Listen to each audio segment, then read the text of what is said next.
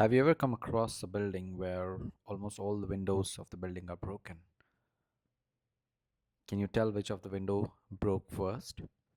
Probably not, but you can tell for certainty that when the first window was broken, it was probably not addressed or fixed, and then the second window broke, the third window broke, and then it became a new normal for people in that neighborhood to live with the broken windows.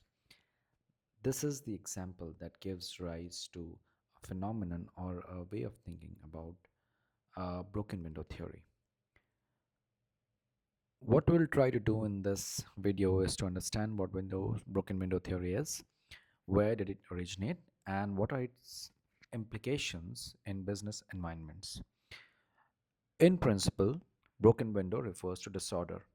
If there is some kind of disorder in the business environment or in the neighborhood or in the society or in the economy, that disorder needs to be fixed at, at the very early stages before it starts to spread and then it becomes a new normal.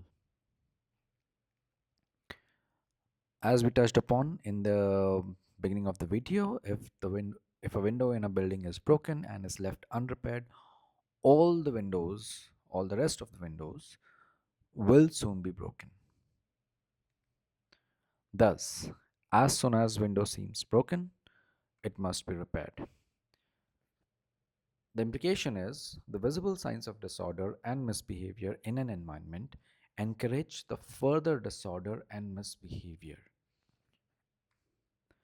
You can take a social example. When people start throwing trash on the sides of the bin and it is not addressed, then everyone else eventually starts doing the same.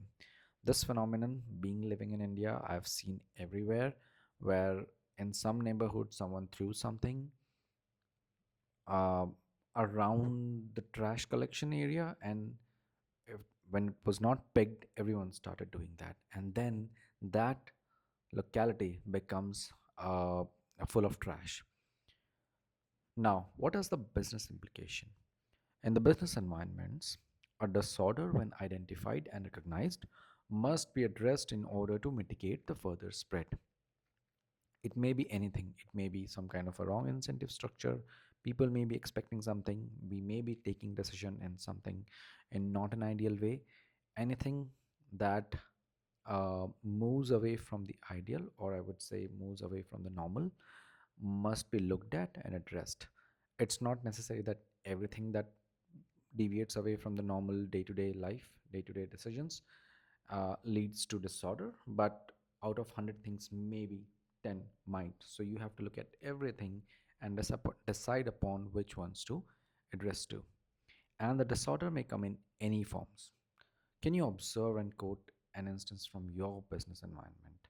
You must be working, you must be observing what kind of things you saw change, and you saw them early on, but it was not addressed, and then it became a part of the company's culture, which may not seem ideal.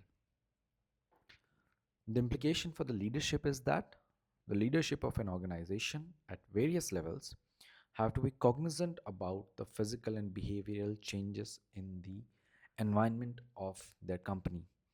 And once they identify certain thing which is equivalent to a disorder, they should be ready to address it in a certain way. What are the implications for a brand? Brands are trying to establish their identity in the minds of the customers, so they have to be taking right decisions day in, day out. Their actions have to be aligned with those decisions.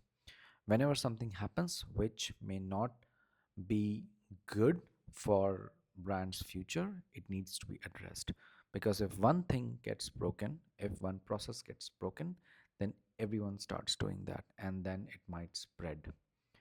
So the key learning is, don't ignore the broken windows. I can give you more examples from the brand itself. Let's say you have new packagings coming up, and the designers are not very much diligent with the cleanliness of the lines on the design. They say that, hey, not everyone observes this and it is not visible. So they start leaving some kind of different colors on the edges. What happens is, when it is not addressed, then every other designer starts doing so because they think that it is fine to do that. And then eventually your packaging may suffer in the market because people eventually start observing that, and they may see you as a brand which is not serious about its identity. So that's one example I can think of. Again, key learning: don't ignore the broken windows. So we dived into broken window theory, and we will be coming up with such interesting videos in the future. So stay subscribed to stay in loop and hit the bell button. We'll see you soon. Have a good day.